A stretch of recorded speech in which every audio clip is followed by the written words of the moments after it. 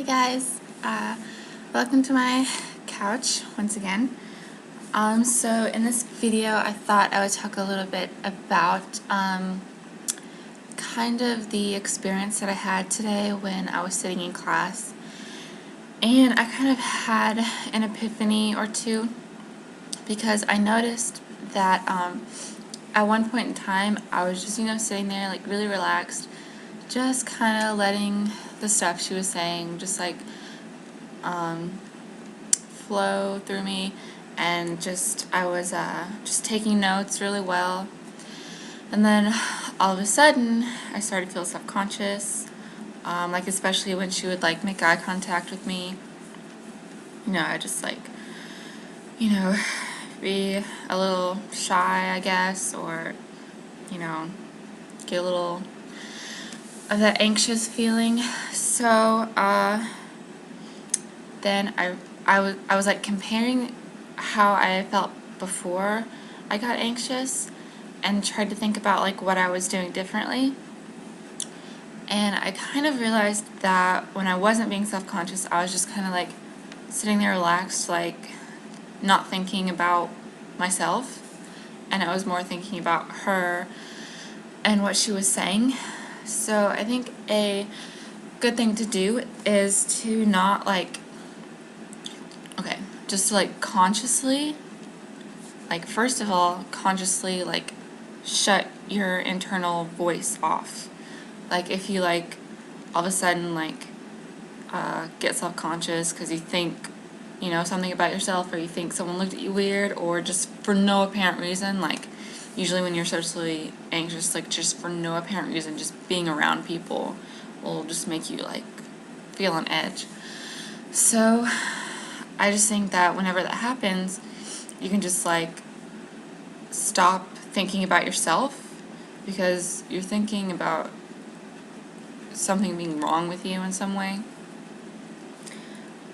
So like not think about yourself and just kind of like look at her and just pay attention to what she's saying, and then that'll make you be like more relaxed, and you're just sitting there like taking in what she's saying and not thinking about yourself, being like, oh my god.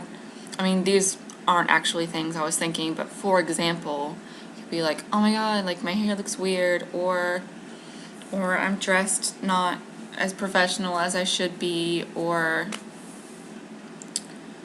my makeup looks weird, or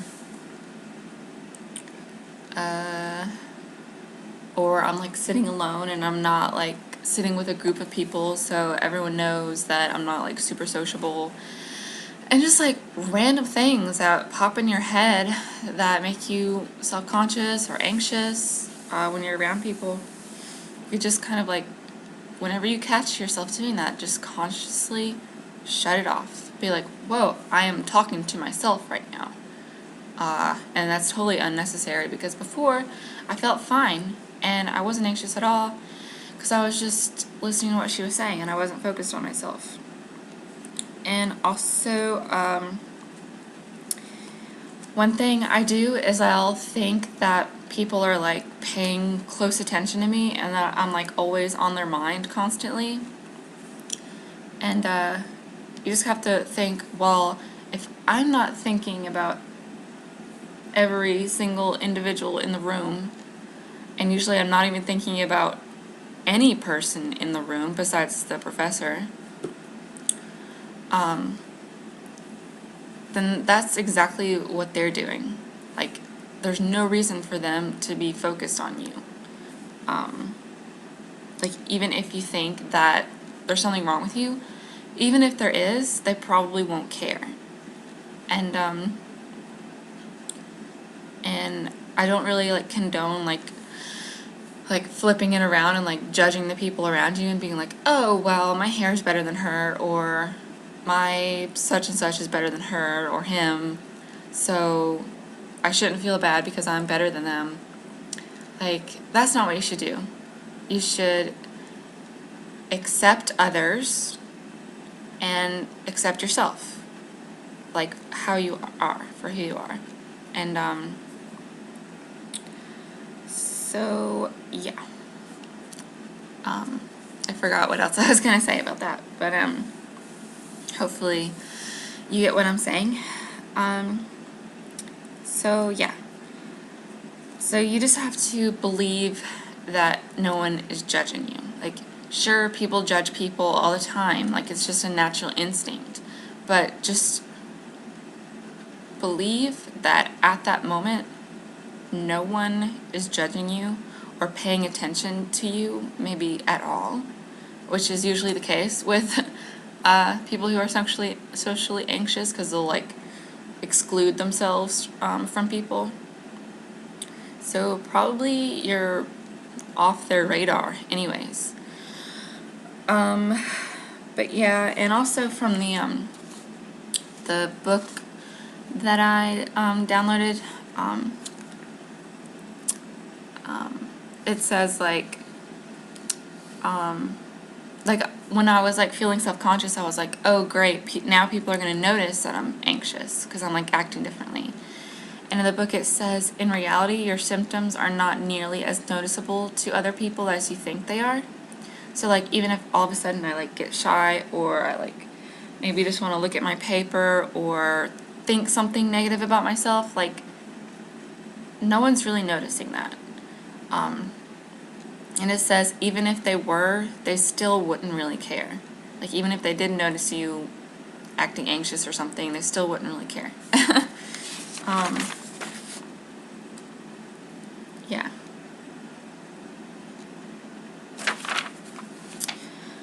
And so, what else was I gonna say? Oh yeah, and I realized that like part of hating on yourself is like emotional, and you have like an emotional response to, say, thinking someone's looking at you weird, or someone's doesn't like you, or just being uncomfortable. I don't know. A lot of it is like you have like an emotional response to it. So I noticed that if you just say like, whoa, I'm being emotional for no reason whatsoever, and like pull yourself out of that emotional response, like realize that you're getting angry because you don't like being around people, or like getting really sad because you're sitting by yourself and no one ever talks to you. There's no reason for that. Like, no one cares if you're like sitting in the back and there's no one like sitting right next to you. Because, you know, people do that all the time. Perfectly normal people. Maybe they just like having their personal space. Okay. So, and also, one of my problems is that I feel like I have to be like exactly like other people. And if I'm different in any way, that's wrong. So I think maybe not, but I think a lot of socially anxious people think that. They're like, oh my god, I don't fit in. They're better than me. So just realize that you're an individual, just like everyone else, and you don't have to be like everyone else. So, yeah, I mean, there's like different degrees of people, and so you don't have to be exactly like them, but you can relate to them. Like, you're all human beings. So there's no reason to be scared of them. I don't know. Sorry. But yeah.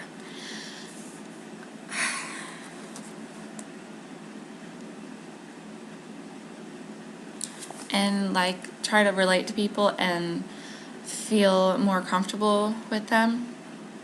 So like you can just create this community in your mind. Be like, okay, like these are my classmates and I feel comfortable with them. And I can relate to them because they're in the same program as me. And yeah.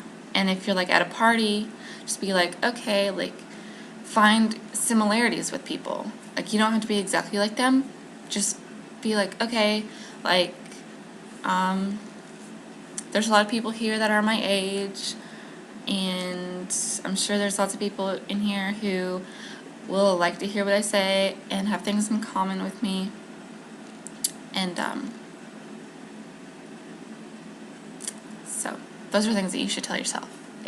Like they'll have stuff in common with you, and that'll kind of make you chill out and not feel like you're like some alien person intruding on the perfect human society that you're not a part of, because that just makes you anxious. Okay. See, I'm like totally like psychoanalyzing what it's like, at least in my version of social anxiety. So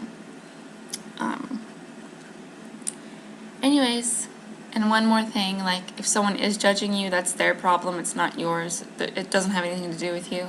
It's, you know, it's really their problem. If you're not like really doing anything that's harming anyone else, then yeah, it's their problem for judging you. Okay. I said a lot, and I hope that wasn't like boring or anyway. So yeah. Okay. I hope you got something out of that video, and subscribe because I put random vlogs about my bipolar disorder and social anxiety, and who knows what other problems I have, but it's okay. Everything's gonna be okay. Oh, and off topic, a bipolar thing that also happened to me in class was like, I took out this notebook like while I was having these thoughts, and like one of my bipolar things is like when I'm writing stuff, I will think that what's going on in my brain, like other people can hear it. So I caught myself doing that, and that was like, that's me being bipolar. Which is good, because before I was diagnosed with being bipolar, I would think that that was actually happening. But now I'm like, it's me being bipolar. So it's good that you can recognize what your normal thoughts versus abnormal thoughts. And you can just be like, that's not true, that's me thinking delusional things. Okay. Anyways, and that doesn't happen very often, so I think maybe like talking about my bipolar symptoms kind of triggers them, maybe. I don't know. But I'm not going to stop doing it because of that. Anyways, I hope this was helpful. Maybe not. Maybe so. Maybe it was enlightening to you in some way. Who knows? But this is like super long. I don't know how anyone sits through these things. But alright. Have a good day or night. And I will talk to you soon.